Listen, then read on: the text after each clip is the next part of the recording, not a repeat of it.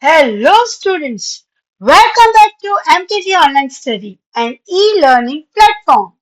Imagine an airline where every city flies directly to every other city. No layover, no connecting through. Some hub in the middle of nowhere. Just a direct line. Everywhere all the time. That airline doesn't exist. But that's exactly how Mesh topology treats your network. Mesh topology, where every device talks to every other device directly. Let's see what that actually looks like. What if every device on a network had a direct private line to every other device? No hub in the middle, no single authority, everything reports to. Just point-to-point connection everywhere at once. That's mesh topology. And it is the closest thing networking and has a hub back to direct flight, connecting every city to every other city on the map. So, mesh topology, every device has a dedicated point-to-point link to every other device, as shown in this figure. The term dedicated means that the link carries traffic only between two devices. As you can see, this yellow node is connected to pink node with a single cable. Same, this pink to yellow connected to the dedicated line. A fully connected mesh network therefore has an n-1 divided by 2. This number of physical channels to link, where n is the devices. So if you are having 5 devices, then 5 bracket 5 minus 1, that is 4. So 5 into 4, that is 20 divided by 10. 2, that is 10. So total you are having 10 cables. So this is how you can compute the number of links that is required to link these n devices. To accommodate that many links, every device on the network must have n-1 input-output ports. So, we have seen a network layout where every device connects directly to every other device, no middleman, no central point, everything routes through. And we have seen that n devices need n bracket n-1 by 2 total links. So this is the important point, mesh topology. You have to remember that the links and the input-output ports which required. So each device also needs its own dedicated port for every other device. It's wired too. This is what's called a full mesh, when every possible connection exists. In practice, most networks settle for a partial mesh. Only the most critical routes get their own direct line. The way an airline gives certain city pair a direct flight and routes everyone else through a hub. Now see how data finds its way. Step number 1. So, step number 1. First, a device that wants to send data usually already has a direct dedicated link to its destination. Like a direct flight already booked and waiting. Step number 2. The data travels straight down that link with no stop along the way. Step number 3. And this is where Mesh truly earns its reputation. If that direct link happens to be down, the network doesn't panic. It simply reroutes through a neighboring node the way a traveler might connect through a nearby city. If their direct flight was cancelled and the destination receives the data or missed, always having had more than one possible way to get there. So this is how the mesh topology works.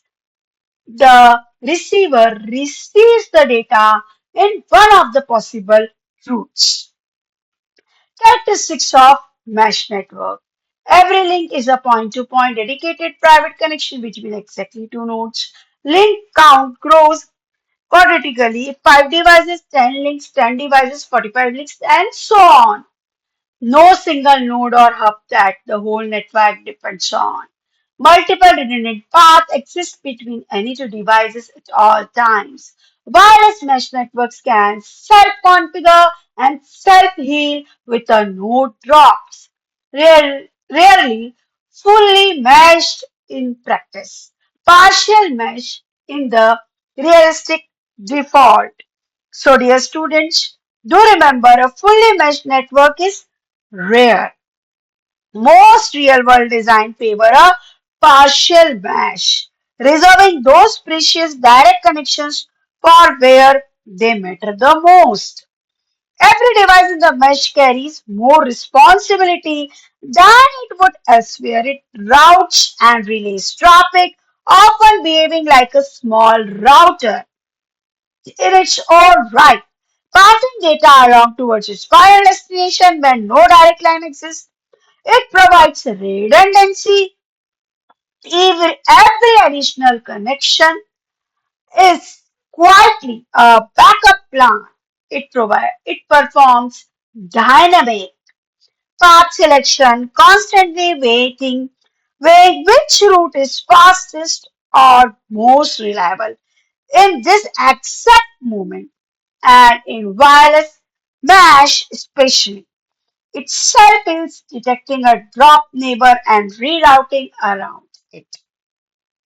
The way air traffic control quietly reroutes traffic around a storm without passenger ever noticing the change. But this elegance comes at a price. Cost is the first and the most obvious problem, cabling and the hardware. As you know, for n number of devices, n into n minus 1 divided by 2, total number of this much link is required for setting up the topology. Cabling and the hardware grows at the same punishing rate we mentioned earlier. So scaling up full mesh becomes generally unaffordable past a certain time, certain size. Installation itself is considerable undertaking. Physically running and managing that many individual connections is slow, expensive, and easy to get wrong. For smaller networks, it's often simple, wasteful. Most of those redundant links sit idle, insurance you are paying for but rarely using, and growth is painful. Adding a single new device to a full mesh means wiring a new connection to every device already there, like adding one more city to the direct flight map and having to build a new route to everywhere else at once. And yet, for the right use case, nothing else compares. Reliability is extraordinary. With no single point of failure, the network simply reroutes around any broken link without missing a beat. The use of dedicated link guarantee that each connection can carry its own data load, thus eliminating traffic problem. Mesh topology is robust because the failure of any one computer does not bring down the entire network. It provides security and privacy because every message sent travels along a dedicated line. Point-to-point link make fault diagnosis easy. So, fault isolation is refreshingly simple. A broken link affects exactly one connection, nothing more. Disadvantage. Still, the trade-off are worth restating. Plainly, it's expensive at scale. Generally complex to install and maintain. For most ordinary networks, it's simply more than what the job requires. Overkill for most networks, small or simple networks rarely need this much redundancy. It's wasted investment. So where does this actually show up? Mesh Wi-Fi system setups quietly, filling your home with seamless coverage. Use exactly this principle with each port maintaining links to several others.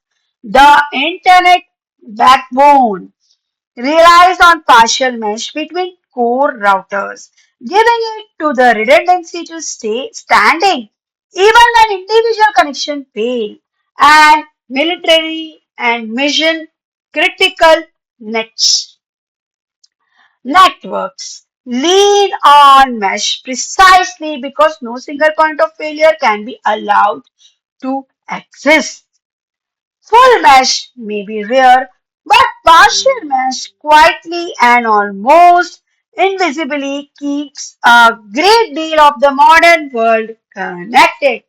So the next time you connect to your mesh Wi-Fi at home, you will know exactly what's happening behind the scene.